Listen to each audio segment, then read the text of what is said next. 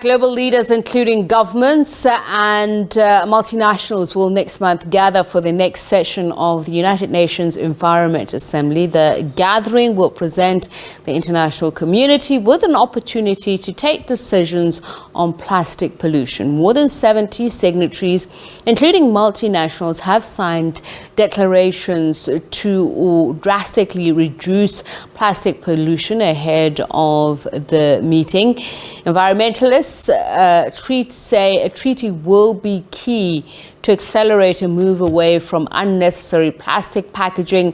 They have called for support to develop refill and reuse systems on a global scale. They say anything less will be a missed opportunity. In the meantime, they say there is no reason for big brands, big oil and policymakers to wait for a treaty to make the right decisions.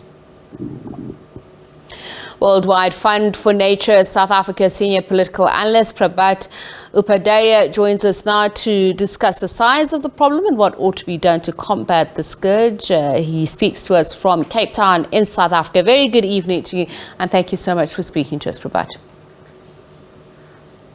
Good evening to you too.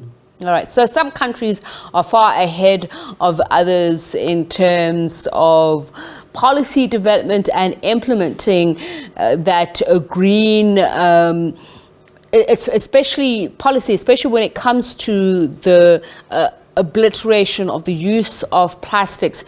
Let's start with where you are in South Africa, how much of progress has been made and which countries are leading the way here. So South Africa has been doing work in terms of developing policies to address plastic pollution domestically. Just last year, they came up with the extended producer responsibility guidelines. But yes, the implementation, we still need to see, whether the implementation of those policies takes place and how it takes place. So that will depend very much on the capacity that the state has to implement those policies. But that's at the national level. At the local level, challenges remain. So a lot of the time NGOs, etc., have to fill in to do beach cleanups, etc., but they are essentially band-aids when we are really calling for a heart transplant here. So that's the extent of the problem. Internationally, South Africa hasn't really made its stand very clear on where it stands in terms of the global agreement that you referred to in the opening. But as part of the African Environment Ministers, the AMSEN group, they have come up with a resolution calling for a new global treaty. So in that sense, there are the development is patchy, the progress is patchy, it's not, and there's still a lot of work to do. When we are talking about which countries are doing quite a lot, I don't think so there is a perfect candidate yet, because we all are still trying, we are caught up in this production consumption cycle, which very much fuels the single-use plastic, which is pushes the use and throw model. So we are still grappling with that challenge at the global level. And just in terms of how, often activists jerk us into reality of how bad the situation is on single-use plastic. It's often where we see marine litter and we're told that animals suffer, die. But of course, this is water that somehow ends up on our tables, that is ingested in one form or the other. Why is it that difficult to implement policies sooner without even an official declaration if the dangers are so stark? So I think that the challenge with plastic pollution compared to any other environmental challenges, that it's all pervasive. So you might own a car or you might not own a car, but plastics is all around us. I mean, I'm looking at the computer screen. My computer screen has plastic, but it's the nature of what kind of plastic we are talking about. We are talking about the plastic which we use only once and then throw it away, right? So that's the biggest challenge. That's a scourge which we are facing. The challenge in terms of also boils down to implementation. So a recent report which has been released just early this month says that in terms of the global scale of this problem, in chemical pollution, we have crossed the planetary boundary that, we are at a global level, it's a ticking time bomb now. But the problem here is that it's so huge that it becomes very difficult to monitor and fix accountability. If everybody is using plastic, then whose responsibility is that, right? So it becomes much complex, and unfortunately, we have always focused on the end of the pipe solution, that that what we can do in terms of beach cleanups, what we can do once the problem is there. We haven't really started talking about where the problem at the root cause, that's at the production side of things, how we need to revisit that. Maybe we need to put limits at how much plastic can be produced. Maybe we need to revisit how the plastics is designed so that it's better fit for reusability rather than always going for recycling. Because if you look at the numbers, only 9% of the plastic ever produced is recycled. So 9% is, if I get 9% marks in an exam, I will fail, right? And then that is what the assessment is. And then 12% is, I think 12% is burned. So 79% of plastic remains unaddressed. So if you're scoring 21% marks in an exam, you're failing literally, right? So that's where we are with plastics. I mean, it's quite intriguing. I'm thinking about this. We'll talk about governments and legislating to combat this problem. But in terms of education, wide-scale education, when recycling started, we started being conscientized about this, it was seen almost as for those who are at a higher socioeconomic strata, but are we doing enough to show that it's a collective problem that we can all deal with, particularly when we talk about informal and formal waste management? I think, so at the individual level, of course, you could take steps, right? You can educate the public about the harmful impact of plastic and what they need to do. A parallel example is if you look at COVID, right? We could educate everybody that we need to wear masks, you need to sanitize your hand.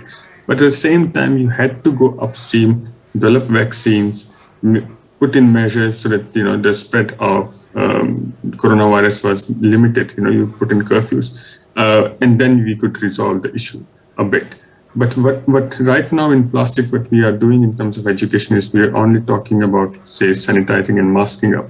But we are not really talking about developing vaccines. We're not really talking about the curfews, etc. So that analogy is only partially we are implementing when we are talking of education. We also need to talk about probably educating the companies and governments that there's only so much that can happen by educating common public. At the end of the day, we need to provide citizens with options. If we do not have options, then that goes to the default option, right? So if you want to, even if I want to buy, say, water in glass bottles, if there are no options available, then how am I going to do that? So I think it's a question of, yes, educating is important, but at the same time, we need to start thinking and innovating to create models where it's possible to look at alternative models. And I think that's what we have not been focusing as much on. We are very much focused on what to do. How do we create an effective and transparent regulatory environment then? So I think for me, the biggest question is in South Africa, the institutional capacity needs to be shored up. So that means the state needs to invest in its own capacity to implement, so which means better coordination across different levels of the government. So it's not just enough to formulate policies at the national level. The state or the central government needs to work closely with cities also. So that's one part. But at the same time, how do you bring in the non-state actors, those which are not government, but say business, the civil society? How do you bring them together? And I think COVID provides a useful template that everybody pitched in. So how do you better coordinate? And I think that coordination and transparency in the process are key ingredients to develop trust among different actors. Because this is a big problem, and it can't be resolved just by making policies in Pretoria. It needs to actually happen on the ground. Things need to happen on the ground. Okay. I understand that there are also a lot of costs that are involved, including combating the emissions from plastic. Which countries have done this at a grassroots level that can encourage a corporate sector involvement, financing, and just championing of this? I think so. There are probably a lot of examples at different levels. One example I'm aware of is about a city in India, which has in central India called Indore, which has won the Cleanest City Award. So they have used the GPS system to track the collection of waste. So that has worked. Then in Europe, there are a lot of, but the case in Europe is different because the state has much more capacity. There is segregation at the source. So, there is infrastructure that when you throw the waste from the household, segregates the waste. So that's not there in our country yet. So those are there, but I think it's still very patchy, if I could say it that way. A lot of African countries have gone to ban the plastic bags, and I think it's effective partially.